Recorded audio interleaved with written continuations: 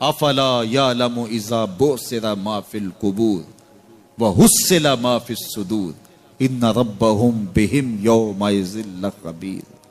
افلا یعلم اذا بعثر ما فی القبور، اے اکڑ کے چلنے والے، اے ناشکر انسان، اے دولت کے پجاری، وہ وقت یاد کر جب تو قبر سے اٹھایا جائے گا۔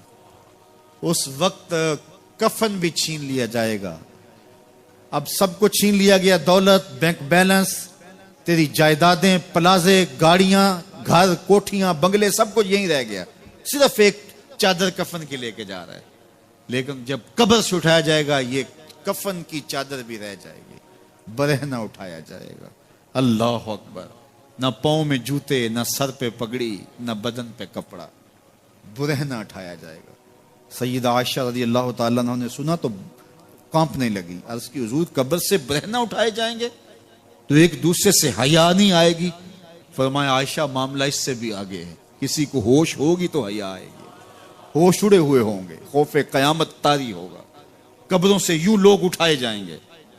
افلا یعلم اذا بعثر ما فی القبور، اب بوسرا کا جو مفہوم ہے، جو ترجمہ اور معنی ہے وہ تو رہے، بوسرا کا جو صوتی آہنگ ہے، جب بولتے ہوئے ایک جھٹکا لگتا ہے تو قبروں سے اٹھتے ہوئے لوگوں کی کیفیت معلوم کرنے کے لیے بوسرا کا صوتی آہنگ ہی کافی ہے۔ افلا یعلم اذا بعثر ما فی القبور وحصل ما فی الصدور، حصل کے اوپر جو تشدید ہے، یہ معنی کو کتنی خوبصورتی کے ساتھ ایک مجسم پیکر میں سامنے لا رہی ہے۔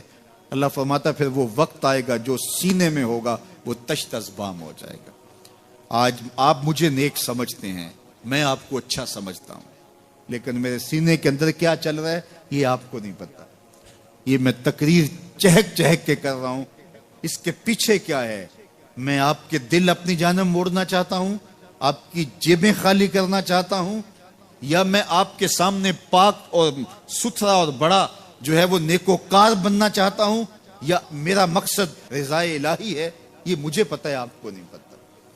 آپ کہاں ہیں، کہاں کھڑے ہیں، میں آپ کو اچھا سمجھتا ہوں، لیکن آپ کو پتہ ہے کہ ہم کہاں کھڑے ہیں۔ لیکن قیامت کے دن یہ ساری چیزیں سامنے آ جائیں گی۔ وَحُصِّلَ مَا فِي الصُّدُورِ، اور سورہ الطارق میں فرمایا یوم تبلی السرائر فما لہ من قوت ولا ناصر، اس دن سارے راز کھول دیے جائیں گے اور کوئی طاقت نہیں ہوگی جو ان رازوں کو کھلنے سے روک سکے گا۔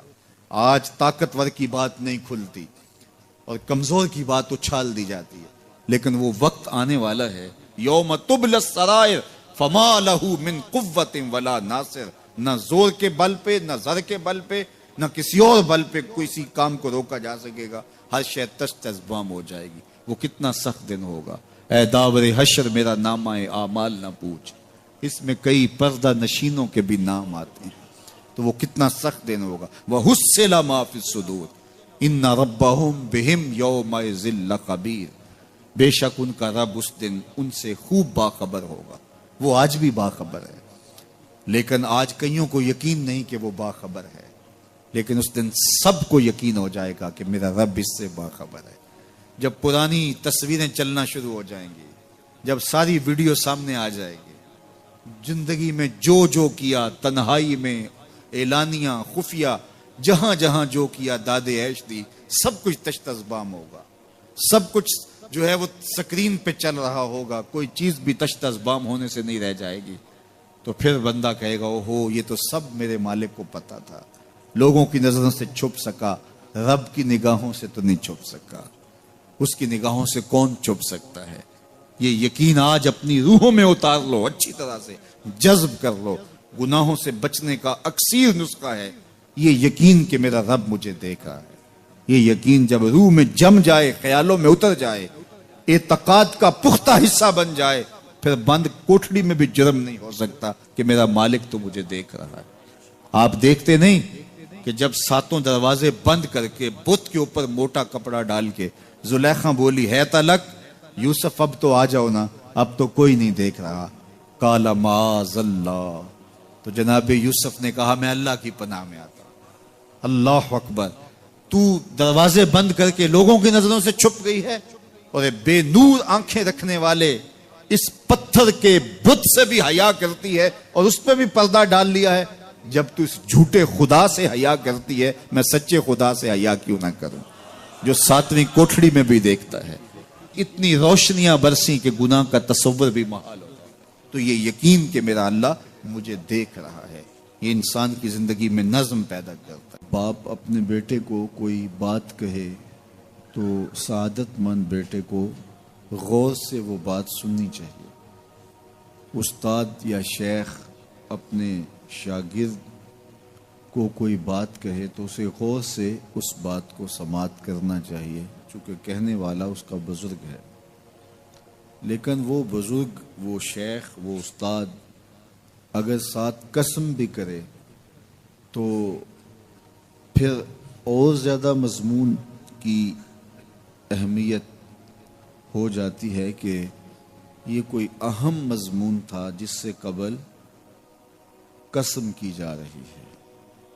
اب یہاں جو ارشاد فرمایا جانے لگا ہے اس سے قبل میرے رب نے رب ہو کے قسم کی ہے. میرا مالک تو یوں بھی کہہ دیتا تو کافی تھا, لیکن مضمون اتنا اہم ہے کہ اس کو بیان کرنے سے قبل میرے رب نے قسم کی, اور پھر قسم بھی ایک نہیں کی, 5 قسمیں کی. والعادیات ضبحا, قسم ہے ان گھوڑوں کی جب وہ تیز دوڑیں تو ان کے سینوں سے آواز نکلتی ہے. راہ حق میں جہاد کے لیے جب گھوڑے دوڑتے ہیں تو ان کے سینوں سے نکلنے والی آواز اللہ کو کتنی محبوب ہے کہ ان گھوڑوں کی قسم کی. فالموریات قدحا, اور وہی گھوڑے جب برق رفتاری سے دوڑتے ہیں اور پتھریلی زمین میں جب ان کا گزر ہوتا ہے تو ان کے پاؤں سے لگی ہوئی کھریوں کے ٹکرانے سے پتھروں سے جو شرارے نکلتے ہیں, اللہ فرماتا ہے کہ میں ان گھوڑوں کی قسمیں کرتا ہوں کہ جن کے پاؤں سے لگی ہوئی کھریوں کے ٹکرانے سے پتھروں سے شرارے نکلیں. پھر ارشاد فرمایا فالمغیرات صبحا, اور وہ گھوڑے صبح کے وقت جب حملہ آور ہوتے ہیں اور دشمن کے لشکروں کو تخت و تاراج کرتے ہیں تو ان حملہ آور ہونے والے گھوڑوں کی قسم. فَأَثَرْنَ بِهِ نَقْعًا, اور جب وہ حملہ آور ہوتے ہیں تو ان کی سموں سے گرد اڑتی ہے. تو اللہ فرماتا ہے وہ گرد اڑانے والے گھوڑوں کی قسم. پھر ارشاد فرمایا فَوَسَّطْنَ بِهِ جَمْعًا, اور وہ بہادر اور دلیر گھوڑے اپنے سوار کو لے کر کے جب دشمن کے قلب میں گھس جاتے ہیں اور جتھوں پر حملہ آور ہوتے ہیں تو مجھے گھوڑوں کی یہ ادا بھی اچھی لگتی ہے, تو مجھے ان گھوڑوں کی قسم. تو 5 قسمیں کی. قسم ہے ان گھوڑوں کی جو دوڑتے ہیں تو ان کے سینوں سے آواز نکلتی ہے. قسم ہے ان گھوڑوں کی کہ جب وہ پتھریلی زمین سے گزریں تو ان کے پاؤں سے لگی ہوئی کھریوں کے ٹکرانے سے پتھروں سے جو شرارے نکلیں. قسم ہے مجھے ان گھوڑوں کی جو لشکروں کو تاخت و تاراج کریں. قسم ہے ان گھوڑوں کی جب وہ حملہ آور ہوں تو گرد اڑے, اور قسم ہے ان گھوڑوں کی جو لشکروں کے کلیجے چیر دیں اور آگے بڑھ جائیں اور دشمنوں کے جتھوں پہ حملہ آور ہوں. تو ان 5 قسم کے گھوڑوں کی میرے رب نے قسم کی ہے. اللہ اکبر. میرے مالک ذات کے گھوڑے اور تو ان کی قسمیں کرے. تو کہا کہ یہ گھوڑے میرے محبوب کے غلاموں کے ہیں. اللہ اکبر. محبوب کے غلاموں کے گھوڑوں کے پاؤں سے لگی ہوئی کھریوں کے ٹکرانے سے پتھروں سے جو شرارے نکلے رب کو وہ بھی پسند ہیں. ذرا غور تو کیجئے. تو ذات کے گھوڑے بھی ہوں لیکن نسبت محبوب سے ہو تو وہ گھوڑے بھی اچھے لگتے ہیں. اچھا ذرا آگے آ جائیے. ذات کا کتا ہے لیکن ولیوں کے سنگ جڑ گیا.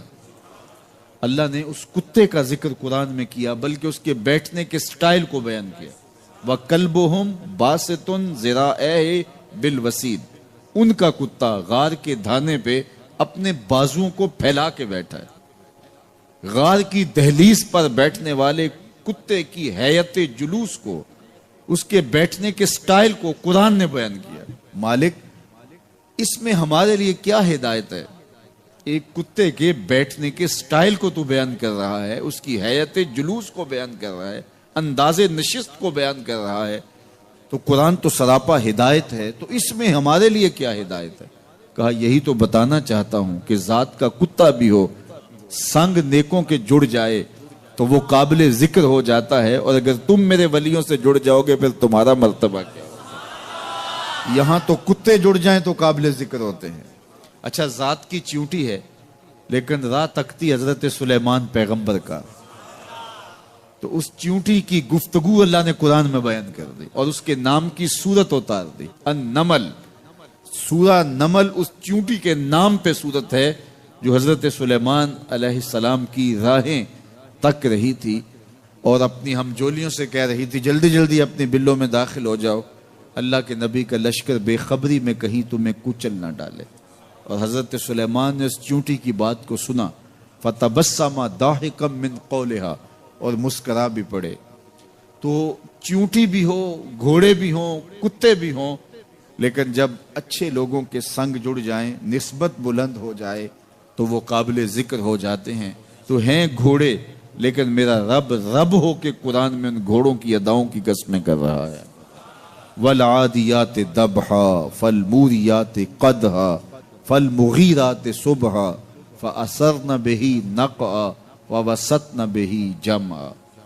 قسم ان گھوڑوں کی جو تیز دوڑیں تو سینوں سے آواز نکلے، پتھریلی زمین میں جائیں تو پاؤں سے شرارے نکلیں، گرد و غبار اڑائیں، دشمن کے لشکروں کو تاخت و تاراج کر کے ان کے جتھوں میں گھس جائیں، ان دلیر اور بہادر گھوڑوں کی میرا رب رب ہو کے قسم کر رہا ہے۔ یہاں قسم کی بات چلی تو اللہ نے محبوب کے گھوڑوں کی قسم کی، گھوڑوں کی اداؤں کو پسند کیا۔ محبوب کے غلاموں کے گھوڑے، ان کے پاؤں سے لگی ہوئی کھریوں سے ٹکرانے والے پتھروں سے نکلنے والے شرارے، رب کے وہ بھی محبوب۔ اللہ اکبر۔ تو پھر قسم کی بات چلی تو کبھی گھوڑوں کی قسمیں کی، کبھی محبوب کی راہ گزر کی قسم کی۔ لا اقسم بہذا البلد، مجھے قسم ہے اس شہر کی۔ تو شہر مکہ کی قسم کیوں کی؟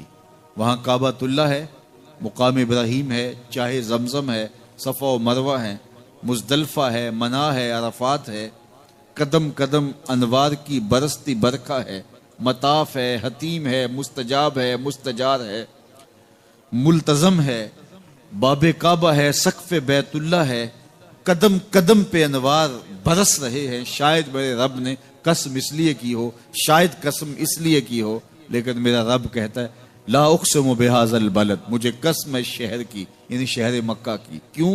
یہاں کعبۃ اللہ ہے، یہاں مقام ابراہیم ہے، یہاں مزدلفہ ہے، منا ہے، عرفات ہے۔ کیوں قسم؟ وانت حل بہذا البلد، محبوب اس شہر کی گلیوں نے تیرے قدم چومے۔ اے انت مقیم فی ھذا البلد، امام قرطبی نے اس کا مفہوم بیان کیا۔ محبوب آپ کی اقامت اس شہر میں ہے، آپ کے سانسوں کی خوشبو سونگی ہے شہر کی فضاؤں نے، اس لیے مجھے شہر کی قسم کہ محبوب یہاں تم جو رہتے ہو۔ اللہ اکبر۔ تو محبوب کے شہر کی قسم کی، والعصر، محبوب کے زمانے کی قسم کی، والضحیٰ، محبوب کے چہرے کی قسم کی، واللیل، محبوب کی لٹکتی زلفوں کی قسم کی۔ کبھی کہا محبوب تیرے چہرہ زیبا کی قسم، کبھی کہا تیری زلف عنبری کی قسم، کبھی کہا تیرے شہر نور کی قسم، کبھی کہا تیرے زمانہ حسین کی قسم۔ اور پھر قسم کا باب چلا تو بات کہاں تک پہنچی؟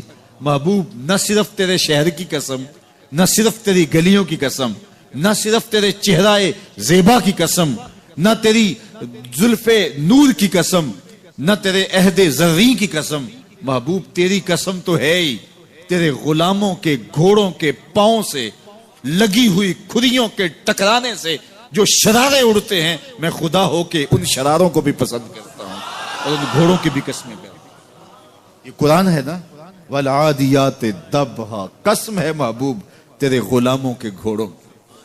اللہ اکبر، قسم ہے ان کے سینوں سے نکلتی آواز کی، قسم ہے ان کے پاؤں سے نکلتے ہوئے شراروں کی، قسم ہے ان کی خوبصورت اداؤں کی، ان اداؤں والوں گھوڑوں کی قسم۔ اللہ اکبر۔ یہ قسمیں کرنے کے بعد جواب قسم کیا ہے؟ دیکھیے میں یہاں بیٹھا ہوں اور میں گفتگو کے آغاز پہ ہی قسمیں اٹھانا شروع کر دوں، مجھے قسم ہے رب کعبہ کی، مجھے قسم ہے عرش الہی کے مالک کی، مجھے قسم ہے زمین و آسمان کے خالق کی، تو قسموں پہ قسمیں کرتا جاؤں تو جو مجھے غور سے سننے کا عادی نہیں بھی ہے تو وہ بھی متوجہ ہو جائے گا اور سننے کے لیے بے چین ہو جائے گا کہ حضرت قسموں پہ قسمیں اٹھائے جا رہے ہیں، کوئی بات ہے آج تو میرا رب رب ہو کے قسمیں کر رہا ہے۔ تو اس کے بعد جواب قسم کیا ہے؟ تو کان کھڑے ہو گئے، روحوں میں پیاس بڑھ گئی اور سماعتیں بچھ گئی کہ میرے مالک تو قسموں پہ قسمیں کر رہے، کبھی گھوڑوں کی اداؤں کی قسمیں، کبھی ان کے سینوں سے نکلتے ہوئے جو ہے وہ اس مہیب آواز کی قسمیں، کبھی پاؤں سے اڑتے ہوئے شراروں کی باتیں، اور کبھی ان کے پاؤں سے اڑتی ہوئی دھول کی کہانیاں۔ تو قسم پہ قسم، اور قسمیں بھی گھوڑوں کی، تو کوئی بات ہوگی۔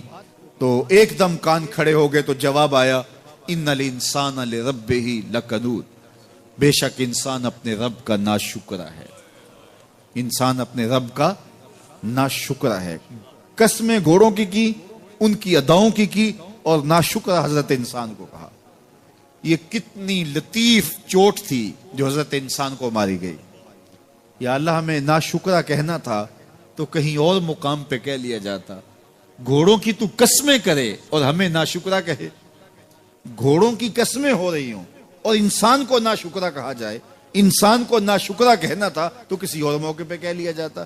کہا یہی تو سمجھانا چاہتا ہوں کہ چم میٹھا نہیں ہوتا، کم میٹھا ہوتا ہے۔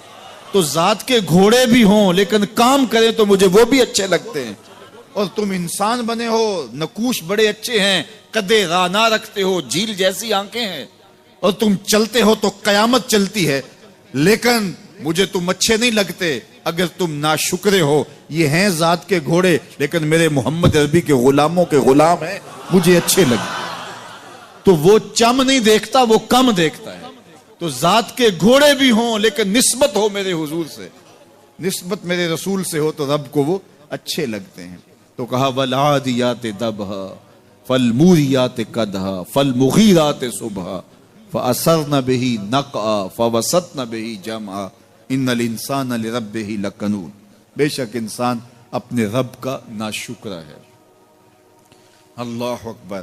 پھر فرمایا وَإِنَّهُ عَلَى ذَلِكَ لَشَهِيدٌ، اس پر کسی دلیل کی ضرورت نہیں ہے کہ یہ ناشکرا ہے، یہ خود اس کا گواہ ہے۔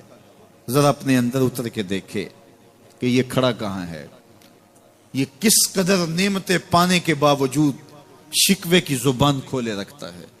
یہ ناشکرا ہر وقت اس کی نعمتوں کی ناشکری کرتا رہتا ہے۔ جتنی نعمتیں اس کو عطا کی، اس کو تو ہم نے جو چمکتی روشن آنکھیں دی ہیں، اس کو بولتی زبان بخشی ہے، خوبصورت چہرہ دیا ہے، قد رانا بخشا ہے، اس کو دماغ دیا ہے، دماغی قوتیں عطا کی ہیں، اور اس کو سننے والے کان دیے، اس کی زبان پہ ذائقے رکھ دیے، نظام انہضام، نظام تنفس، کیا کیا نہیں سے عطا کیا، لیکن ہر وقت یہ ناشکری کے کلمات ہی بولتا رہتا ہے۔ میرے پاس یہ بھی نہیں، یہ میرے پاس یہ بھی نہیں، میرے پاس یہ بھی نہیں۔ دیکھیں اس کے پاس کیا کیا اس کے مالک نے عطا کیا ہے۔ تو یہ ہر وقت ناشکری، اور پھر جوں ہم قیامت کے قریب ہوتے چلے جا رہے ہیں، ناشکری بڑھتی چلی جا رہی ہے۔ میں کوئی بہت لمبی عمر نہیں رکھتا، لیکن مجھے آج سے 35 سال پہلے کے حالات کی ہوش ہے، اور جو میرے سے زیادہ عمر میں ہیں وہ اس سے پہلے کے حالات جانتے ہیں۔ تو میرا بنیادی طور پہ ایک دیہات سے تعلق ہے، تو میں اچھی طرح جانتا ہوں کہ لوگوں کے پاس جو آج کچھ ہے وہ آج سے 35-40 سال پیچھے نہیں تھا۔ بالخصوص دیہاتوں کے اندر لوگوں کے پاس 1 یا 2 جوڑے ہوتے تھے اور انہیں بار بار پہنتے تھے۔ کسی شادی یا بیاہ کے موقع پہ جانا ہوتا تو بعض اوقات کسی سے وہ لباس یا جوتے مانگ کے لے کے جاتے۔ مجھے اچھی طرح یاد ہے کہ اس زمانے میں لوگ اپنے کندھے پر ایک کپڑا رکھا کرتے تھے، اور شادی پر اگر کسی نے جانا ہوتا تو جس کا کپڑا بہت اچھا ہوتا تو اس سے وہ مانگ لیا کرتے تھے کہ میں نے ذرا شادی پہ جانا ہے. بڑے بھائی کے جوتے پہن لیا کرتے تھے اور اسی طرح گزر ہوتا تھا. کبھی کوئی شکوہ زبان میں پیدا نہیں ہوا تھا. اور لوگوں کے شکستہ سے کچے گھر ہوتے تھے اور گھر کے صحن میں ایک درخت ہوتا تھا, دوپہر وہاں کاٹ لیتے تھے. اکثر لوگ دوپہر کا کھانا تیار نہیں کرتے ہوتے تھے, دودھ پی کر کے ہی گزارا کر لیتے تھے. صبح کو ناشتہ اور شام کو کھانا ہوتا تھا, لیکن اس کے باوجود اللہ کا شکر کیا کرتے تھے. یہ پچھلے دن میں گزرا تو دیکھا کہ بچے کھیل رہے ہیں اور غبارے پھوڑ رہے ہیں, اور جب غبارہ پھٹتا ہے نا تو بچے خوش ہوتے ہیں, کہہ لگاتے ہیں. پھر دوسرا غبارہ ہے وہ اس سے کھیلنے لگ جاتے ہیں, اور پھر جب وہ پھٹتا تو پھر خوش ہوتے ہیں. تو میں ذرا رک گیا اور اس منظر کو دیکھنے لگا, اور پھر میں نے کہا کہ غبارہ پھٹتا ہے تو یہ بچے خوش ہوتے ہیں, لیکن جب ہمارا زمانہ ہوتا تھا, جب ہم بچے تھے تو غبارہ پھٹتا تھا, ہم رونے لگ جاتے تھے, کیونکہ کھیل ہی ختم ہو جاتا تھا. ایک ہی غبارہ ہوتا تھا 5-6 بچوں کے پاس, اور غبارہ پھٹ گیا تو کھیل ختم, تو سارے رونے لگ جاتے تھے. اور اب یہ غبارے پہ غبارہ پھوڑ رہے ہیں اور خوش ہو رہے ہیں, تو کہاں سے کہاں ہم آ پہنچے. لیکن اس زمانے میں اگر کسی سے پوچھا جاتا, لوگ پیدل سفر کرتے اور لباس بھی پورے نہ ہوتے, تو جب کسی سے پوچھا جاتا کیا حال ہے تو وہ لمبا ہاتھ کر کہتا ہے اللہ کا شکر ہے.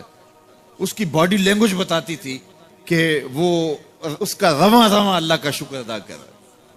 تو اس کا لہجہ بتاتا تھا, اس کا انداز بتاتا تھا کہ وہ اللہ کا شکر کس گہرائی قلب سے کر رہا ہے.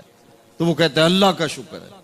اور آج جب کہ اتنی نعمتیں لوگوں کو میسر ہیں, اتنا کچھ نصیب ہے, عالی نصب گھروں میں رہتے ہیں, لمبی لمبی گاڑیاں ہیں, سہولتیں ہیں, آسودگیاں ہیں, آسائشیں ہیں, مالی آسودگی ہے, رہائشی آسودگی ہے, کھانے پینے کے وافر سامان ہیں, ٹیبل پہ اتنے کھانے لگے ہوئے ہوتے ہیں کہ باری نہیں آتی کھانے کی, اور اس قدر لباس ہے کہ موسم گزر جاتا ہے اور بعض لباس بدلنے کی باری نہیں آتی.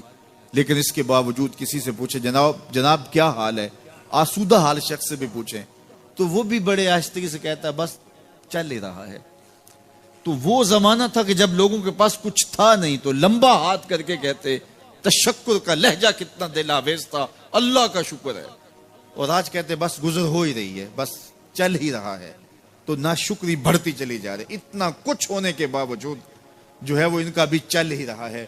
تو کہا ان الانسان لربہ لکنود, بے شک انسان اپنے رب کا ناشکر ہے. اتنی نعمتیں کھانے کے باوجود, اتنی دولتیں سمیٹنے کے باوجود, اتنی عزتیں پانے کے باوجود, اتنی آسائشیں حاصل کر چکنے کے باوجود, دولت کے اتنے انبار رکھنے کے باوجود, اس کی زبان بولتے ہوئے کتنے بخل سے کام لیتی ہے کہ بس گزر اوقات ہو ہی رہی ہے.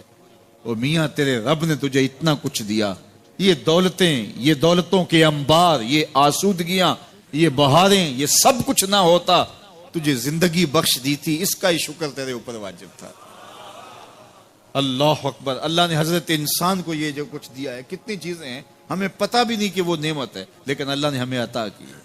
دنیا کا ایک امیر ترین شخص تھا اوناسس, تو اس کے یہ آنکھوں کے جو پپوٹے تھے یہ کام کرنا چھوڑ گئے. ہمیں کبھی اس کا احساس بھی نہیں ہوا کہ یہ کوئی نعمت ہے. آٹومیٹک سسٹم میرے رب نے لگایا ہے, ادھر تنکا اڑا ادھر آنکھ بند ہو گئی. لیکن اس کو مسئلہ کیا ہوا کہ یہ پٹھے اس کے ختم ہو گئے اور وہ اپنی مرضی سے آنکھیں نہیں بند کر سکتا تھا. ڈاکٹر سلوشن ٹیپ لگا کے آنکھیں کھول دیتا اور جب اس نے سونا ہوتا تو وہ بند کر دیتا.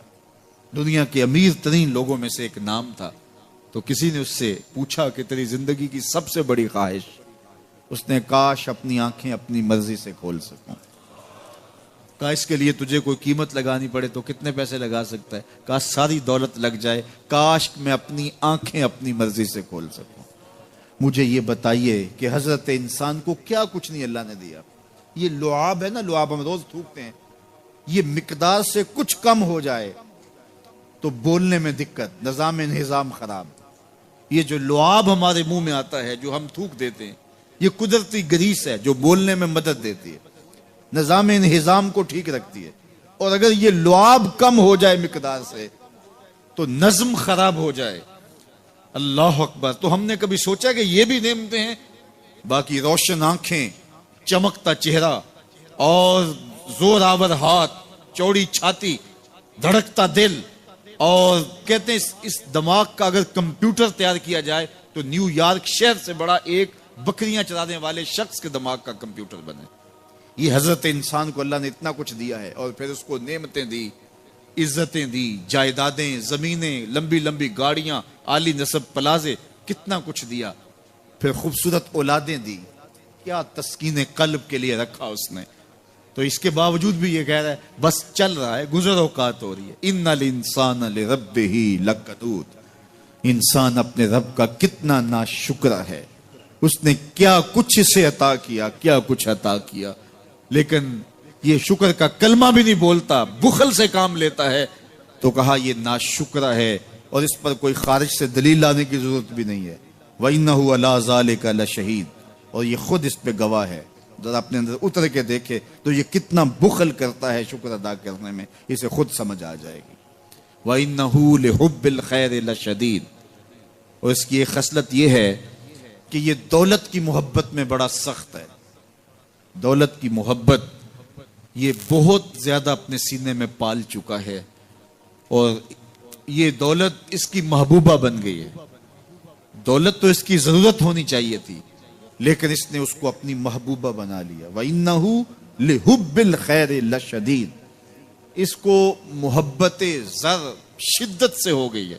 سویر سے شام تک اس کا وظیفہ ہی یہی ہے. اس کی زندگی کے اندر منصوبے یہ چلتے ہیں. اللہ نے اتنا نوازا ہوا ہے، اس کی ساری زندگی آسودگی سے گزر سکتی ہے جتنا اس کے پاس موجود ہے، لیکن اس کے باوجود ہر وقت اس کے دماغ کے فیتے پہ یہی چلتا ہے، اور یہی کہانی چلتی ہے، یہ زیادہ کیسے ہو، یہ زیادہ کیسے ہو، یہ زیادہ کیسے ہو. اس اضطراب نے اس کو بے چین کر دیا ہے، اور خواہش زر نے، حوث زر نے اس کا چین چھین لیا ہے. اور اتنی محبت جاگزی ہوگی اس کے دل میں کہ اللہ کی محبت کے لیے اس کے دل میں جگہ ہی نہیں بچی. وَإِنَّهُ لِحُبِّ الْخَيْرِ لَشَدِيدٌ. اللہ اکبر. اب پہلے گھوڑوں کی اداؤں کی قسمیں کی، پھر اس کے بعد حضرت انسان کی یہ جو بڑی خامیاں تھی، جو خامیاں جڑ ہیں اس کی باقی خامیوں کی، ان کو بیان کیا. ایک تو ناشکرہ ہے، جو ملا ہے اس پہ یہ شکر ادا نہیں کرتا، حالانکہ اگر وہ شکر ادا کرے، رب کا وعدہ ہے کہ اگر تم شکر ادا کرو گے میں اور زیادہ دوں گا. ایک تو یہ شکر نہیں کرتا، اور دوسرا یہ ہے کہ دولت کی محبت اس کے رگو ریشہ میں رچ بس گئی ہے. بلکہ اللہ تعالیٰ نے ان بد نصیب لوگوں کی کہانی بیان کرتے ہوئے کہا جو دولت کو مقصود ہی بنا بیٹھے. الذی جمع مالا وعدد. یہ وہ بد نصیب لوگ ہیں جو مال کو جمع کرتے ہیں اور گنتے رہتے ہیں، بار بار حساب کرتے ہیں. الذی جمع مالا وعدد. مال کو جمع کیا، وعدد، اور بار بار اس کو گنتے رہے. اتنے ہو گئے، اب اتنے ہو گئے. اللہ کلا لینبذن فی الحطام. پہلے شرف میں الذی جمع مالا وعدد یحسب ان مالہ اخلد. یہ گمان کرتے ہیں کہ ہمارا مال ہمیں لافانی کر دے گا، مال کی کثرت سے ہم محفوظ ہو جائیں گے اور ہمارا کچھ نہیں بگڑے گا. دولت اتنی ہوگی تو ہم ہر طرح سے حفاظتوں کے ساتھ میں آ جائیں گے، ہمارا مال ہمیں لافانی کر دے گا. یحسب ان مالہ اخلد. اللہ تعالیٰ نے فرمایا کلا، ایسا ہرگز نہیں ہے. یہ تمہاری بھول ہے کہ مال تمہیں لافانی کر دے گا، مال تمہیں مرنے نہیں دے گا، مال تمہیں محفوظ کر لے گا. کلا، ایسا ہرگز نہیں ہے. بلکہ کیا ہے؟ لَيُنبَذَنَّ فِي الْحُطَمَةِ. ہم تمہیں پکڑ کے آگ میں ڈال دیں گے.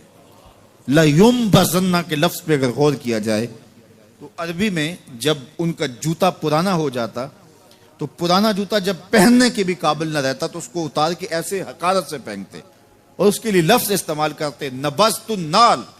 میں نے جوتا پھینک دیا.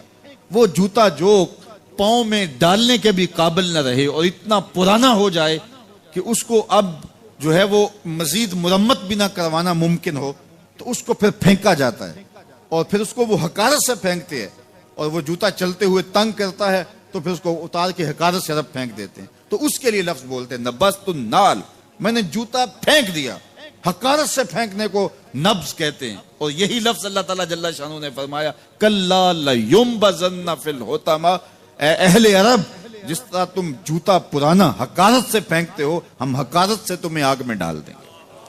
کلا لیمبذن فی الحطمہ، یہ ان مالداروں کی کہانی ہے جنہوں نے مال کو اپنا معبود بنا لیا، مال کو اپنا مقصود بنا لیا، مال مال مال، ہر قدر پامال کر دی، ہر قدر کی قربانی دے دی مال کے بدلے، اور مال ہی ان کا مقصود بن گیا، اور یہ سمجھے کہ یہ مال جو ہے وہ ان کو لافانی کر دے گا، ان کو مرنے نہیں دے گا، ان کے لیے حفاظتی حصار بن جائے گا۔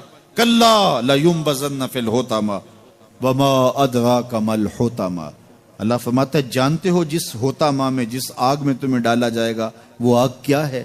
مل حطمہ، کیا تمہیں پتا ہے وہ حطمہ کیا ہے؟ پھر خود فرمایا نار اللہ الموقدۃ التی تطلع علی الافئدہ، یہ اللہ کی جلائی ہوئی آگ ہے جو دل کھا جائے گی، جو کلیجے چاٹ جائے گی۔ تم حب زر، یہ حب دولت اور حب دنیا، یہ تمام برائیوں کی جڑ ہے، تو اس لیے اپنے اندر سے محبت زر کو نکالنے کی کوشش کیجئے اگر کہیں آپ کو داخل ہوتی محسوس ہو رہی ہے، اور حب دولت کو نکالنے کے لیے زکوٰۃ صدقات اسلام نے ہمیں یہ نظم دی ہے۔ اقبال نے کہا تھا حب دولت تلف می سازت زکوٰۃ، زکوٰۃ حب دولت کو زائل کرتی ہے، جب اللہ کی راہ میں لٹاؤ گے تو اس سے کم بھی نہیں ہوگا۔ میرے حضور نے 3 چیزیں قسم کر کے کہیں، حضرت ابو کبشہ الانماری رضی اللہ تعالیٰ عنہ سے مروی ہے، میرے حضور نے ارشاد فرمایا اگر کوئی شخص کسی کو معاف کر دیتا ہے تو اس کی عزت کم نہیں ہوگی، میں محمد اللہ کی قسم اٹھاتا ہوں۔ دوسری بات میرے حضور نے فرمائی کہ جو شخص مانگنے لگ جاتا ہے، سوال کا دروازہ کھول لیتا ہے، اللہ اس کے لیے محتاجی کا دروازہ کھول دیتا ہے، اس کی کبھی کمی پوری نہیں ہوتی۔ اور تیسری بات میرے حضور نے قسم کر کے کہی ما نقص مال عبد من صدقہ، کہا میں اللہ کی قسم اٹھا کے کہتا ہوں کہ صدقے سے مال کم نہیں ہوتا، صدقے سے مال گھٹتا نہیں ہے۔ تو ایک تو مال بھی نہیں گھٹے گا، یہ ضمانت کس کی ہے؟ میری نہیں ہے، یہ رسول اللہ کی ضمانت ہے۔ ایک تو مال بھی کم نہیں ہوگا، اور دوسرا یہ ہے کہ حب دولت ختم ہوگی۔ حب دولت تلف می سازت زکوٰۃ، یہ ماہ سیام آ رہا ہے تو زکوٰۃ سے حب دولت کو کم کیجئے، بلکہ صدقات دیجئے، نفلی صدقات کیجئے، غرباء کی مدد کیجئے، مساکین کی مدد کیجئے، اپنے غریب محتاج رشتہ داروں پہ غور کیجئے، ان کی مدد کیجئے، اپنی ہمسائیگی میں دیکھیے، پردے سے مدد کیجئے، ان کی عزت نفس بھی مجروح نہ ہو۔ یہ جو نمائش لگا کے 10 اخباروں میں چھپوا کے لوگوں کی مدد کرتے ہیں، اس سے گریز کیجئے۔ کبھی سوچیں کہ اگر آج کسی کی بیٹی لائن میں کھڑی ہے تو کل اگر یہ مرحلہ میری بیٹی کے لیے آ جائے تو پھر میرا مزاج کیا ہوگا؟ تو عزت نفس کا خیال رکھیے، لوگوں کی غربت کا تماشا نہ اڑائیے، اور لوگوں کی جو ہے وہ محتاجی کو اپنی تسکین کا ذریعہ نہ بنائیے۔ یہ تو اللہ نے تمہیں دیا اور انہیں نہیں دیا، اور وہ آزمائش کی گھڑی میں کھڑے ہیں، تم ان کے ساتھ کھڑے ہو جاؤ۔ تو لوگوں کی مدد کیجئے، دکھیوں کے کام آئیے، مساجد کی جو ہے وہ تعمیر کیجئے، مدارس دینیہ کے ساتھ وابستہ رہیے، اور لوگوں کی فلاح کے لیے، بہتری کے لیے کام کیجئے۔ اللہ نے آپ کو دیا ہے، یہ مال یہاں رہ جانا ہے۔ میرے حضور نے فرمایا ابن آدم کہتا ہے میرا مال میرا مال، اس کا مال وہ ہے جو اس نے کھایا یا پہنا اور پرانا کر دیا یا آگے بھیج دیا، باقی اس کا نہیں ہے، وہ وارثوں کا ہے۔ مرتے ہی ورثہ بن جائے گا، مرتے ہی ترکہ بن جائے گا، کفن بھی میلا نہیں ہونے دیں گے کہ بعض اولادیں تو بانٹ لیتی۔ اللہ اکبر، وہ گھر جو ان کے لیے بنایا تھا، ایک رات بھی تجھے اس گھر میں رکھنے کے لیے تیار نہیں ہوں گے۔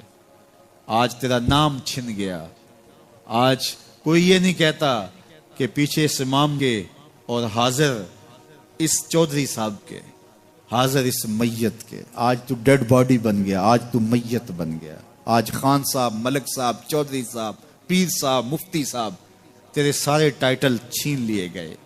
آج پیچھے اس امام کے اور دعا واسطے حاضر اس میت کے، آج تو میت بن گیا۔